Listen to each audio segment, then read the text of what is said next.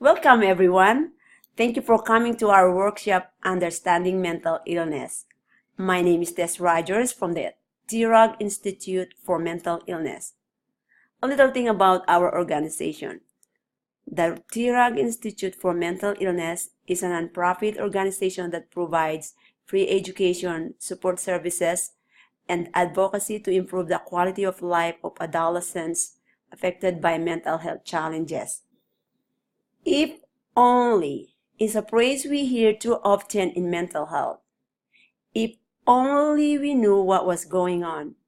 If only they knew they weren't alone. If only we had recognized the signs. If only we had access to treatment. If only. Unfortunately, the conversation tends to be short and after tragedy already struck, like suicides, homelessness, unemployment, and incarceration. So what is mental illness? To start up, I want you all to think deeply of the following questions and see if you can visualize an answer. Do you know someone whose mood is always changing? Do you know someone whose smile used to lighten up a room and now they won't smile anymore? Do you know someone who cries at random times or throws a fit without being provoked? If so, this person may suffer from a mental illness. Mental illnesses are conditions that affect one's thinking, feeling, mood, and behavior. There are a variety of mental disorders and each have their own symptoms and treatments. In order to begin understanding mental illness, we must first know some facts. These include the factors or causes of mental illness and the signs and symptoms. How does one incur a mental illness? There are numerous factors that can cause one's mind to become infected with such an ailment. Some causes include, but not limited to, head trauma. This is a violent blow or jolt to the head, results in brain damage. Any type of abuse.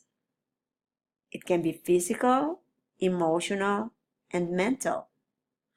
A simple change in one's life, like a divorce or a change in environment, and a traumatic experience. Is there anyone here know to recognize the signs of mental illness? With different types of mental disorders, there are different types of signs.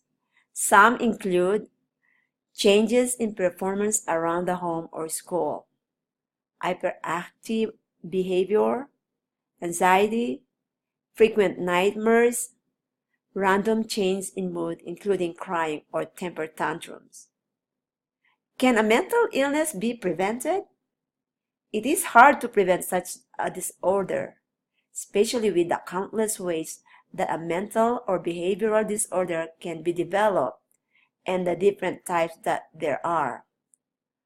Although there have been studies suggesting that eating healthier and physical activity can help your mentality, there is no actual prevention, but there are treatments and interventions.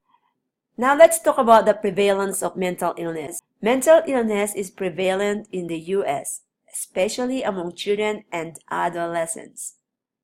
The most common known among children and adolescents are attention deficit hyperactivity disorder, behavior problems, anxiety, and depression. We often don't think about children when we think about mental disorders. Perhaps some of us refuse to acknowledge that these things out of fear that our child will be isolated because they are the only ones. I am here to tell you that you are not alone. According to the Centers for Disease Control and Prevention, 9.4% of children ages 2 to 17 years have been diagnosed with ADHD. 7.4% have been diagnosed with a behavior problem. 7.1% with anxiety, and 3.2% of children suffer from depression. Some of these disorders commonly occur together. Those with depression are most likely to suffer from another disorder, typically anxiety or a behavior issue. These numbers are increasing.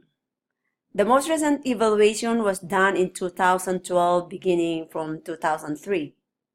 From 2003 to 2008, the percentage of anxiety and depression diagnosis among children and adolescents increased from 5.4% to 8%, then 8.4% in 2012. Unfortunately, these are just the statistics that come from reports of children with mental illness. There are still many children out there who suffer from mental illness but have not been recognized or reported, whether it be out of embarrassment or lack of understanding. Having a child with mental disorder may seem like a scary thing. How does one handle something like this? I'm here to tell you not to worry, because you are not alone. There are treatment options out there. Treatments for mental illness vary by diagnosis and by person. There's no one-size-fits-all treatment. Options may include counseling or therapy, medication, education, and social support. If you think your child may suffer from a mental illness, don't be afraid to seek help. As said, there are treatment options available, and you should not feel embarrassed or ashamed because of this. Don't be afraid to reach out if you or someone you know needs help. Learning all you can about mental health is an important first step. There are organizations out there that can help. Reach out to your health insurance, primary care doctor, or state county mental health authority for more resources. Early diagnosis and appropriate services for children and their families can make a difference in the lives of those who have mental disorders. If you would like to know what types of services and supports that are available in your community, contact the National Alliance on Mental Illness Helpline. And in serious cases where someone's suffering from a mental disorder that has feelings of self-harm or suicide, contact the National Suicide Prevention Lifeline immediately at 1-800-273-8255 or just simply call 911. Again, you are not alone and these services can help. I want to thank you all for your attendance and participation. There are some questions at the end of the handouts for you to answer. I appreciate your feedback and let us all fight the stigma of mental illness, and together we can make a difference.